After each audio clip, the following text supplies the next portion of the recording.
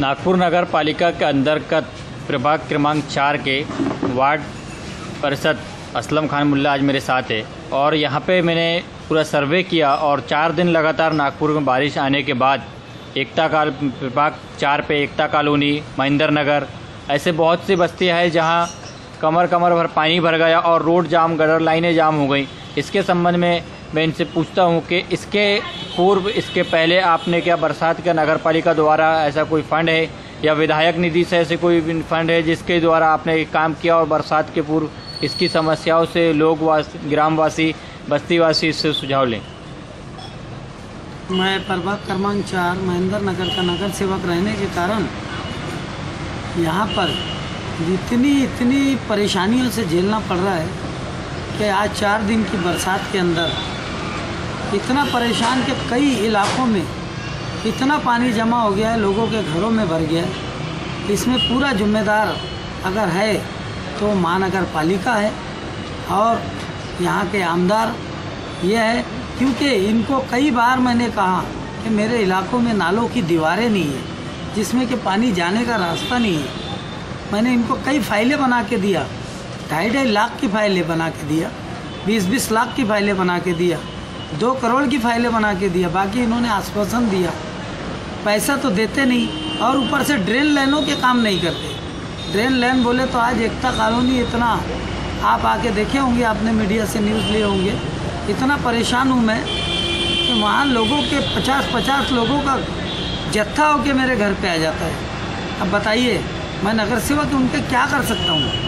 मैं जितनी कोशिश हूँ सुबह से शाम तक उनके लिए, अपने 2 ऑफिस में मैं उनके लिए सुविधा के लिए एक अपने यहाँ के लड़के रखा हूँ, हर चीज़ मैं जाता हूँ, सब तरफ जाने के बाद भी उनकी समस्या हल नहीं होती क्योंकि उनकी गटर लाइनें नहीं है, उनको ड्रेन लाइनें नहीं है। और ड्रेन लाइनें भी अगर है पुरानी, आज 50 साल 20 साल पहले की जो लाइनें डाले वो टोटल लोगों ने उस पर अतिक्रमण कर दिए।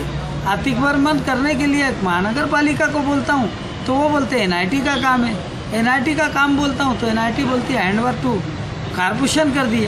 अब किसके पास जाना? सब अपना 8 घंटे 10 घंटे की ड्यूटी करके अपने हाथ झटक के निकल जाते हैं। असलम जी, लेकिन ये जैसा कि इस साल की बारिश ही नहीं, हर साल की बारिश में यही रोना रहता है। तो इसका कारण तो यही है, रोना इसलिए रहता है कि यहाँ बड़े अगर नालियाँ इन्होंने बनाए, नालों से अटैच करके इलाकों से नालियाँ बनाए तो ये पानी पूरा निकल सकता है। ये कोई ऐसी समस्या नहीं है। एक तो हमारे चंद्रशेखर जी ने ऐसी एक नालियाँ डाल दी है कि जिसमें सिर्फ नालियाँ डाले हैं और जिसमें गटर कम से कम 20 फुट दूर पे है, जिसकी सफाई नहीं होती। टोटल वो नाली नहीं है, वो मच्छर केंद्र बन गई है। मैं चाहता हूँ कि उसमें अगर पाइपलाइनें डाले तो ये पानी कहीं नहीं रुकेगा और डायरेक्ट नालों में जाएगा। ये डायरेक्ट मट्टियों से पूरे फुल है। जितने शहर के फुटपाथ और मेरे वार्ड के फुटपाथ है ये टोटल मट्टियों से भरे हुए हैं, इसकी सफाई नहीं होती। ऐसी कोई योजना, ऐसी कोई गाड़ियाँ नहीं है इसकी मट्टी निकल जावे। अगर मट्टी निकल जावे तो इलाके में पानी ना रुके। मैं चाहता हूँ कि प्रशासन, यहाँ के कमिश्नर साहब को मैं अपील करता हूँ कि इन्होंने साइट पर विज़िट देना चाहिए। और मैं सुबेरे से उनको 3 बार फ़ोन लगाया, मेरे फ़ोन का कोई रिस्पॉन्स नहीं आया। बस मैं फ़ोन करता हूँ, यहाँ के अधिकारी 1-2 आ जाते हैं, देखते हैं और वो यही बोलते हैं हमारा काम नहीं है, वो बोलते हैं हमारा काम नहीं है। जैसा कि वार्ड वासियों से मिलने के बाद मुझे उन्होंने बताया कि असलम खान द्वारा, नगर सेवक जो असलम खान है, उन्होंने अपने आला दर्जा के अफसरों को लाया, उसके बाद उन्होंने पूरा उनको सर्वे कराया। तो आपने जब सर्वे कराया तो उनके द्वारा आपको क्या आश्वासन दिया गया? उन्होंने ये आश्वासन दिया कि ये अपना बेल्ट नहीं है, ये NIT बेल्ट है।